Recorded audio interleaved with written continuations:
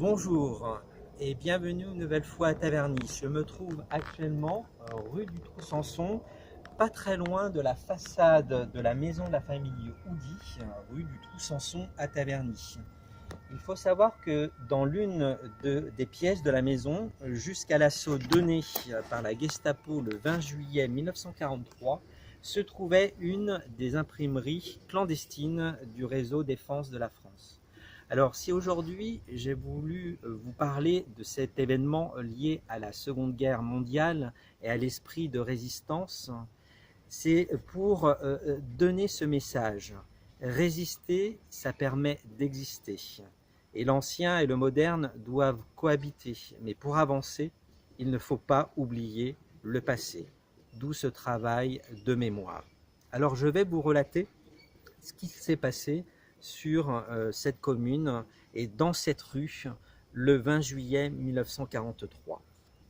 Dans le courant du deuxième semestre 1942, la famille Houdy, qui réside au 18 rue du Trou-Sanson à Taverny, non loin de la halte de Vaucelles, entre dans la résistance. L'un des buts de leur réseau, c'est de contrer l'intoxication dispensée par la presse collaborationniste, son arme, un journal clandestin qui porte le nom même du groupe Défense de la France. Ses moyens sont simples.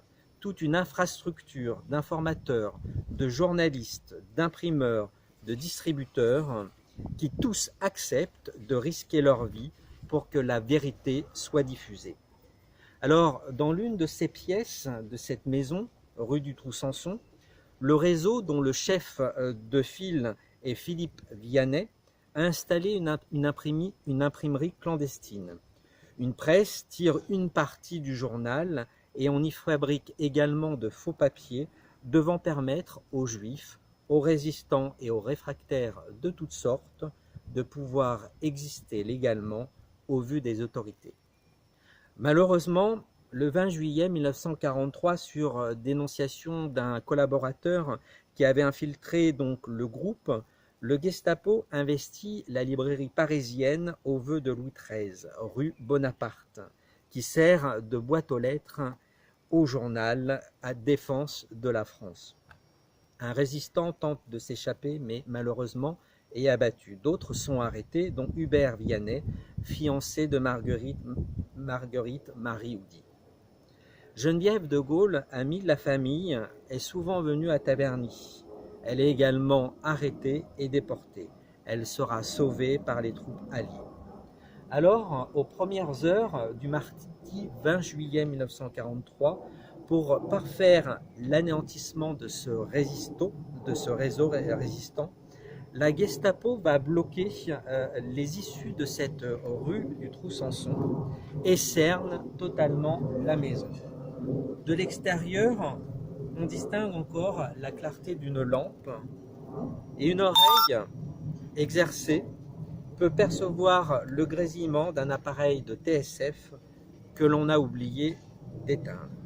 Le chien, quant à lui, décerne une présence, s'alarme, s'agite et s'inquiète. C'est à 5 heures que l'assaut est donné. On entend des cris, des coups de feu, des rafales.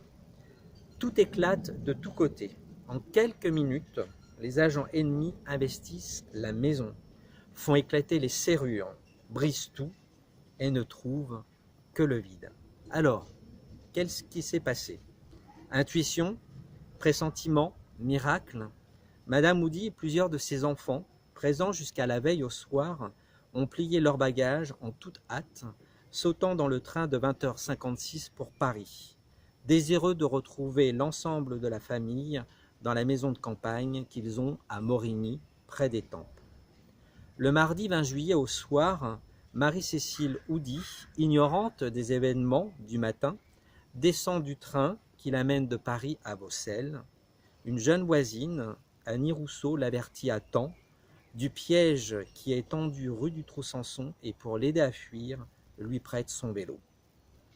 Prévenue téléphoniquement de la chute du réseau par Marie-Cécile, la famille Houdy fuit leur maison de Morigny et constate, par l'un des leurs, envoyé chercher un objet oublié, que des voisins les ont dénoncés. Les Allemands fouillent déjà la maison. Les membres de la famille, après un itinéraire compliqué, vont tous continuer la lutte contre l'envahisseur, chacun à sa manière. Les uns poursuivant la fabrication de fausses cartes d'identité, les autres en rejoignant des réseaux de résistance et le maquis de Seine-et-Oise. Tous s'y distingueront. Voilà donc ce qu'il s'est passé rue du Trou-Samson pendant la Seconde Guerre mondiale. Il est toujours important de se souvenir des faits et surtout de porter hommage aux personnes qui ont résisté contre l'envahisseur pour notre liberté. Merci et à bientôt pour un prochain coup de cœur.